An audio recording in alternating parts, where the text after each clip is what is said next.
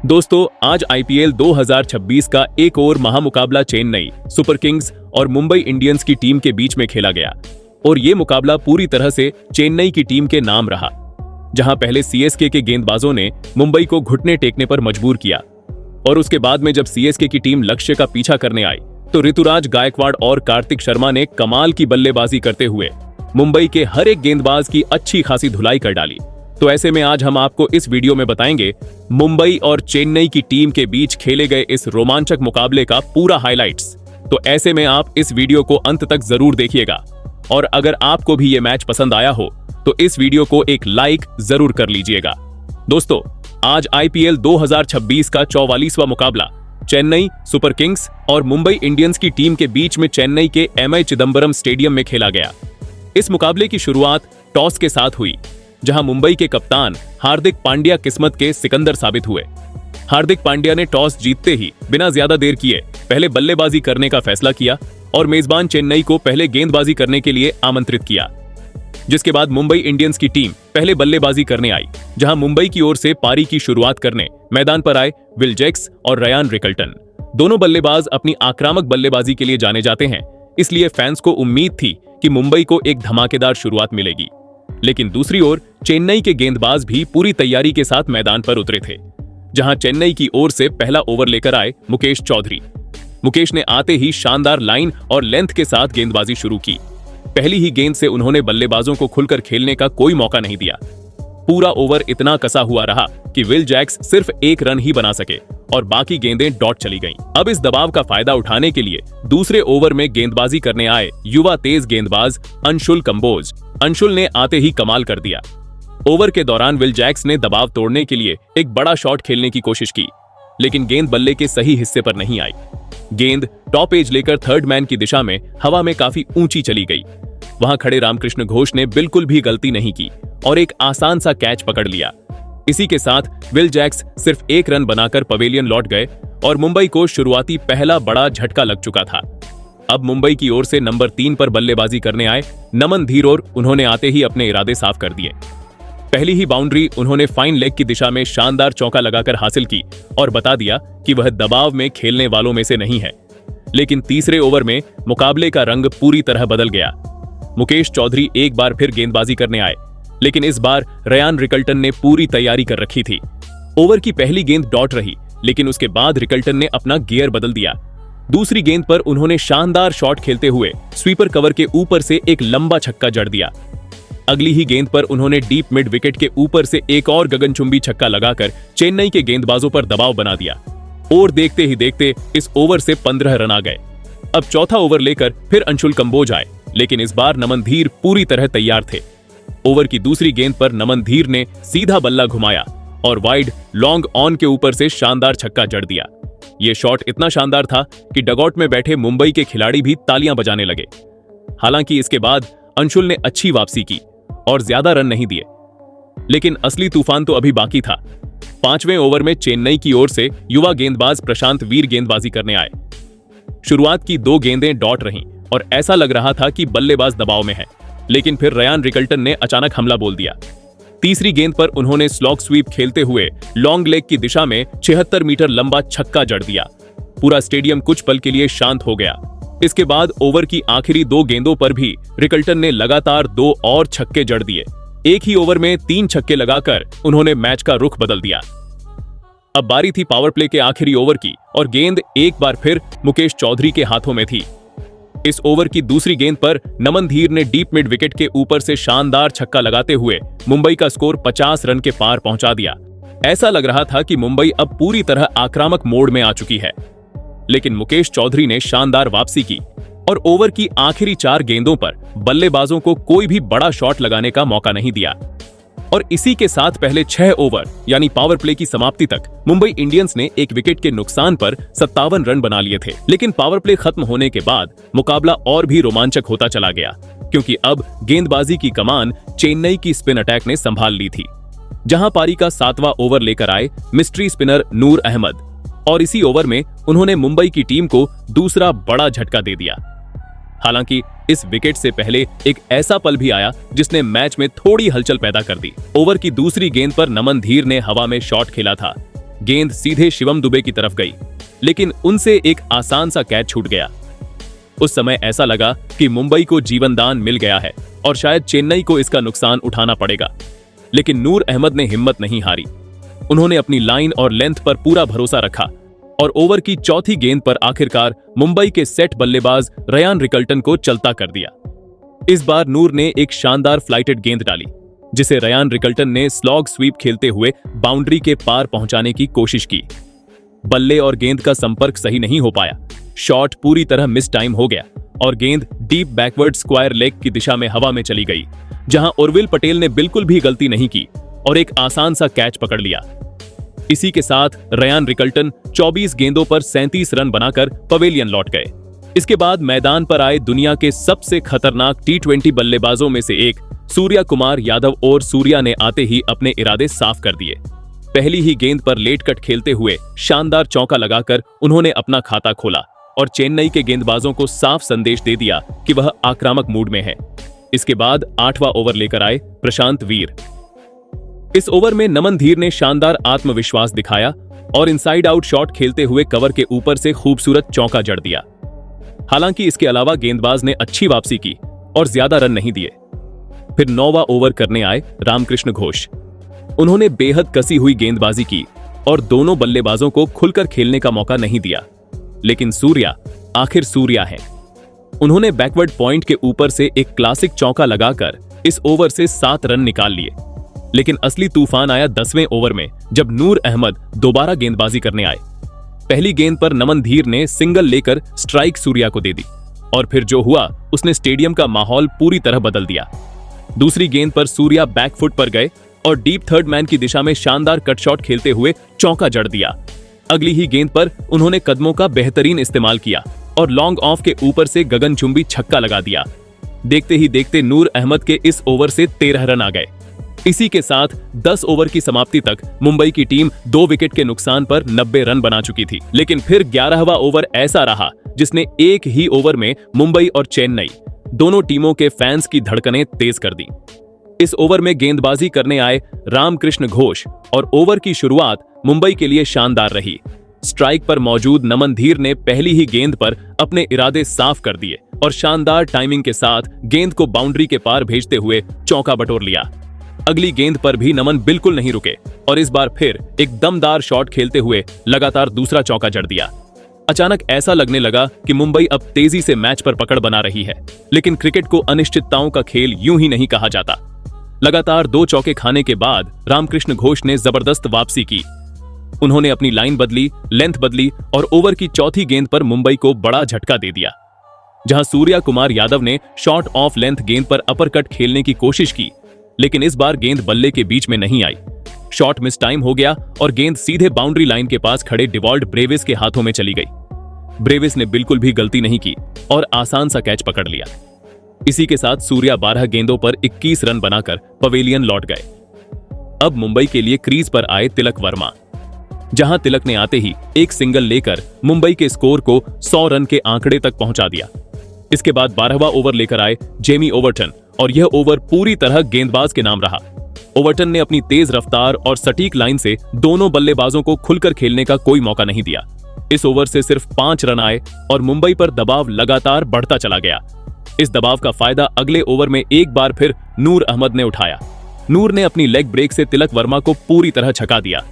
तिलक ने slog SVEEP खेलने की कोशिश की, लेकिन गेंद बल्ले पर सही तरीके से नहीं आई और कवर पर खड़े सीएसके के कप्तान ऋतुराज गायकवाड़ ने एक आसान सा कैच पकड़ लिया, जहां तिलक वर्मा 8 गेंदों पर सिर्फ 5 रन बनाकर आउट हो गए और मुंबई को चौथा बड़ा झटका लग गया।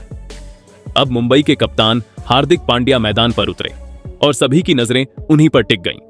लेकिन 14वें ओवर में जेमी ओवर्टन ने कमाल की गेंदबाजी करते हुए हार्दिक को पूरी तरह बांध कर रखा। तेज गति, अतिरिक्त उछाल और सटीक लाइन, इन तीनों के सामने हार्दिक संघर्ष करते नजर आए।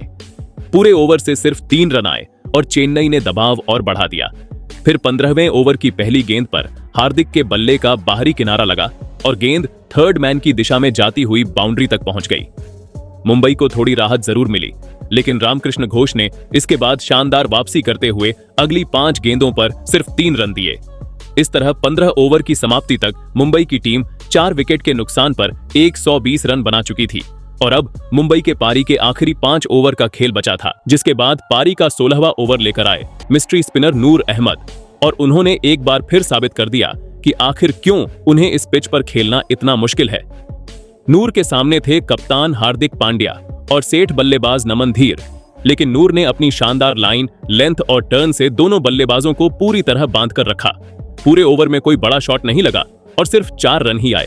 इसके बाद 17वां ओवर करने आए तेज गेंदबाज जेमी ओवर्टन और इस ओवर की शुरुआत मुंबई के लिए शानदार रही। पहली ही गेंद पर नमन धीर ने तेजी से 2 रन चुराते हुए अपना शानदार अर्धशतक पूरा कर लिया।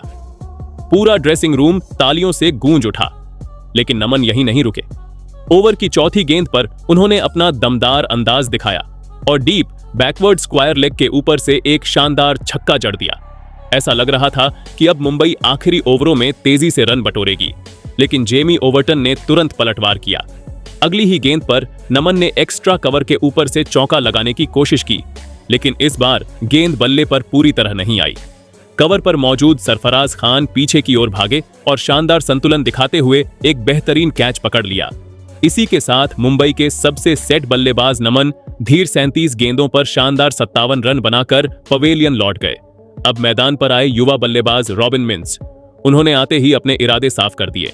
18वें ओवर की पहली गेंद पर अंशुल कंबोज के खिलाफ शानदार चौका लगाकर मुंबई को थोड़ी राहत दिलाई, लेकिन अंशुल भी वापसी करना जानते थे। अगली ही गेंद पर उन्होंने शानदार लेंथ बॉल डाली, जिसे रॉबिन समझ ही नहीं पाए और गेंद सीधे स्टंप्स से जा टकराई। रॉबिन 3 गेंदों पर 5 रन बनाकर क्लीन बोल्ड हो गए। अब मुंबई के लिए क्रीज पर आए कृष भगत, लेकिन दूसरी ओर चेन्नई के गेंदबाज डेथ ओवरों में पूरी तरह हावी हो चुके थे। बल्लेबाजों को हर एक रन के लिए संघर्ष करना पड़ रहा था। जहां 19वां ओवर एक बार फिर जेमी ओवर्टन लेकर आए और इस ओवर में उन्होंने स्लोअर गेंदों और सटीक यॉर्कर का शानदार मिश्रण दिखाया। मुंबई के बल्लेबाज बड़े शॉट की कोशिश तो कर रहे थे, लेकिन टाइमिंग बिल्कुल नहीं बन पा रही थी। इस ओवर से सिर्फ 4 रन आए और मुंबई पर दबाव चरम पर पहुंच गया। अब बारी थी आखिरी ओवर की और गेंदबाजी करने आए अंशुल कंबोज।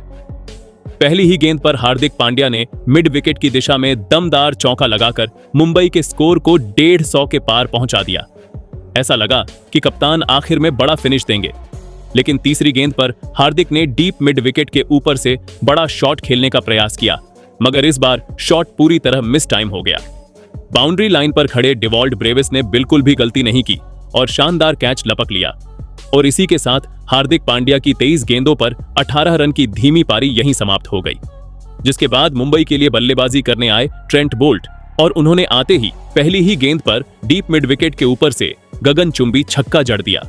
इस तरह मुंबई की टीम ने पहले बल्लेबाजी करते हुए पूरे 20 ओवरों में 7 विकेट के नुकसान पर 159 रन बनाए और अब सीएसके की टीम के सामने जीत के लिए 160 रन का लक्ष्य रख दिया। जिसके बाद में सीएसके की टीम इस लक्ष्य का पीछा करने के लिए आई, जहां सीएसके की ओर से क्रीज पर उतरे कप्तान ऋतुराज गायकवाड़ और विस्फोटक बल्लेबाज संजू सैमसन।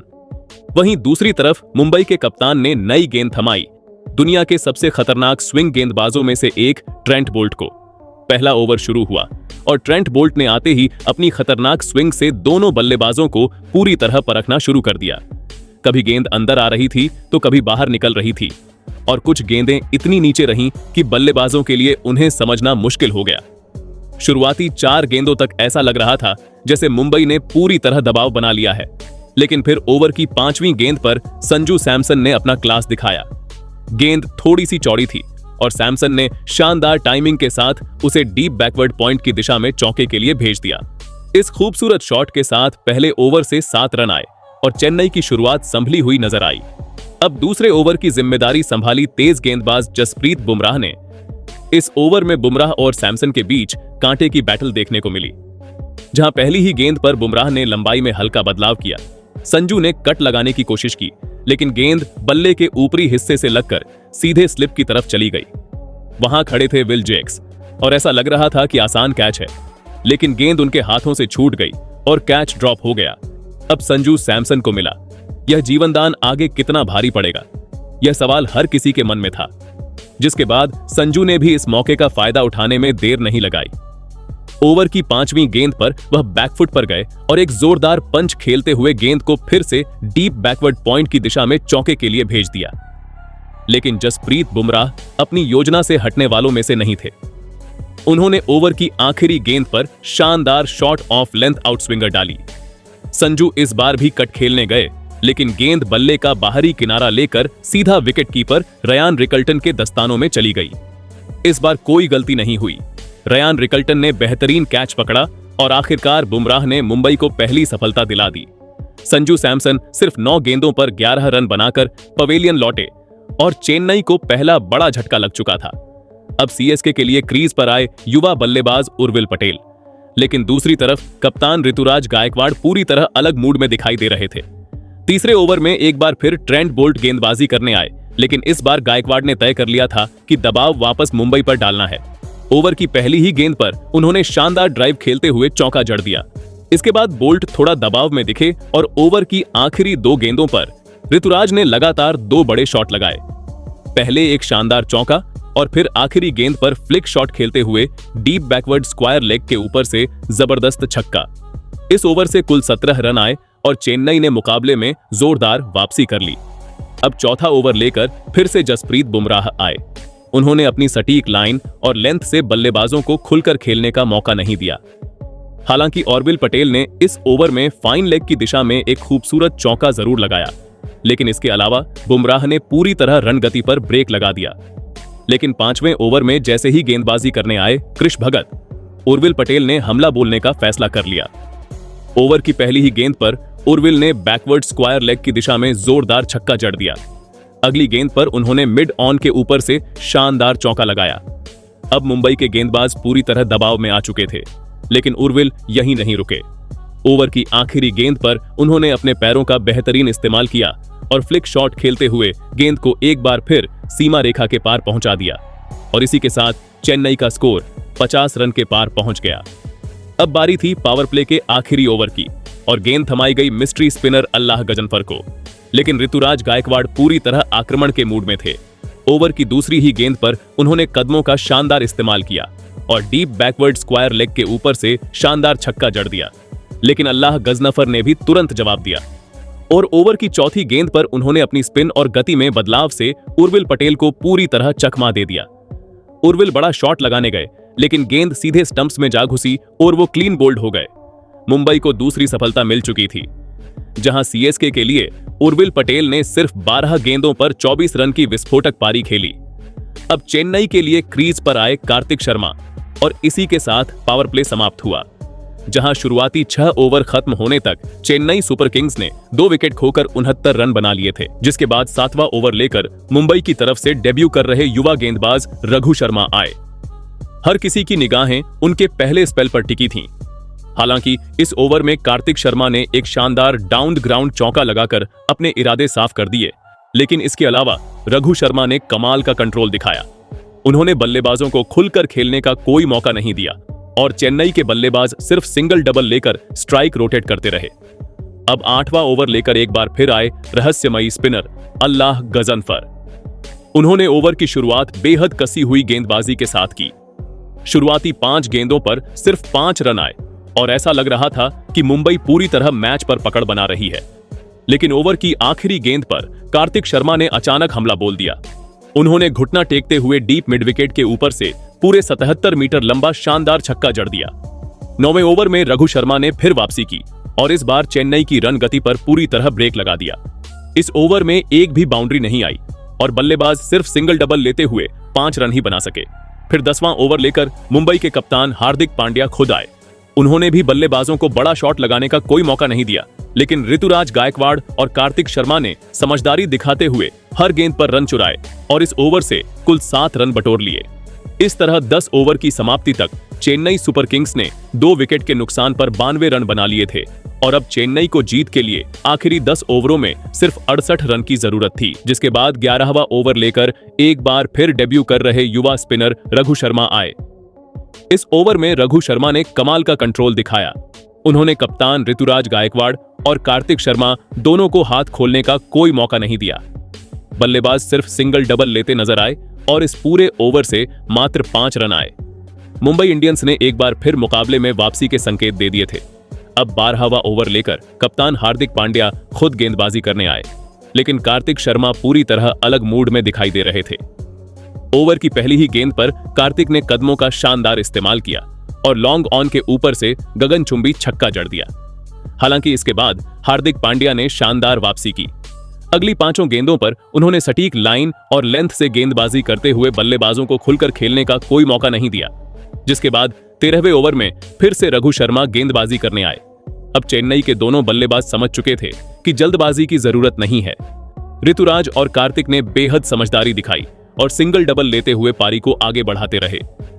रघु शर्मा ने इस ओवर में भी सिर्फ 7 रन खर्च किए। अब 14वां ओवर लेकर आए रहस्यमयी स्पिनर अल्लाह गजनफर और ओवर की पहली ही गेंद पर ऋतुराज गायकवाड़ ने एक आसान सिंगल लेते हुए अपना शानदार अर्धशतक पूरा किया। कप्तान अब पूरी तरह आत्मविश्वास से भरे हुए नजर आ रहे थे और फिर ओवर की आखिरी गेंद पर उन्होंने खूबसूरत कवर ड्राइव खेलते हुए चौका जड़ दिया। इस ओवर से कुल 8 रन आए और चेन्नई जीत के और करीब पहुंच गई। वहीं फिर 15वां ओवर लेकर आए मुंबई के सबसे भरोसेमंद गेंदबाज जसप्रीत बुमराह, लेकिन ओवर की दूसरी गेंद पर ऋतुराज ने मिड विकेट की दिशा में शानदार चौका लगाकर अपना इरादा साफ कर दिया। हालांकि इसके बाद बुमराह ने कमाल की वापसी की और आखिरी 4 गेंदों पर बल्लेबाजों को बड़ा शॉट लगाने का कोई मौका नहीं दिया। इस तरह 15 ओवर के बाद चेन्नई का स्कोर 2 विकेट पर 129 रन था और अब सीएसके को जीत के लिए आखिरी 5 ओवरों में सिर्फ 31 रन चाहिए थे, जिसके बाद 16वां ओवर लेकर आए ट्रेंट बोल्ट। बोले ने शुरुआती 2 गेंदों पर बल्लेबाजों को रोककर दबाव बनाने की कोशिश की, लेकिन तीसरी गेंद पर ऋतुराज ने लॉन्ग ऑफ के ऊपर से शानदार चौका जड़ दिया। बाकी गेंदों पर सिंगल डबल लेते हुए चेन्नई ने इस ओवर से 9 रन बटोर लिए। 17वें ओवर में फिर से अल्लाह गजनफर आए, लेकिन इस बार कार्तिक शर्मा ने पूरी तरह हमला बोल दिया। उन्होंने इस ओवर में 2 शानदार चौके और एक बेहतरीन छक्का जड़ते हुए कुल 14 रन बटोर लिए, जिसके बाद 18वां ओवर लेकर आए कृष भगत। अब चेन्नई के बल्लेबाजों ने कोई जोखिम नहीं लिया और आराम से सिंगल डबल लेते हुए मैच को आगे बढ़ाया। ओवर की 5वीं गेंद पर कार्तिक शर्मा ने सिंगल लेकर अपना शानदार अर्धशतक पूरा किया। यह कार्तिक शर्मा के आईपीएल करियर का पहला अर्धशतक था और डगआउट में बैठे हर खिलाड़ी ने खड़े होकर तालियां बजाईं। अब जीत के लिए सिर्फ 4 रन चाहिए थे। वहीं फिर 19वां ओवर लेकर एक बार फिर ट्रेंट बोल्ट आए, लेकिन ओवर की पहली ही गेंद पर कार्तिक शर्मा ने थर्ड मैन की दिशा में शानदार चौका जड़ दिया और इसी के साथ चेन्नई सुपर किंग्स ने यह मुकाबला 8 विकेट से अपने नाम कर लिया। जहां सीएसके के लिए कप्तान ऋतुराज गायकवाड़ ने 48 गेंदों पर 67 रन की नाबाद कप्तानी पारी खेली, जबकि युवा कार्तिक शर्मा ने 40 गेंदों पर 54 रन बनाकर जीत के हीरो बनने का काम किया। तो दोस्तों, आपके हिसाब से सीएसके की इस जीत का असली हीरो कौन है? अपनी राय कमेंट में जरूर बताइएगा।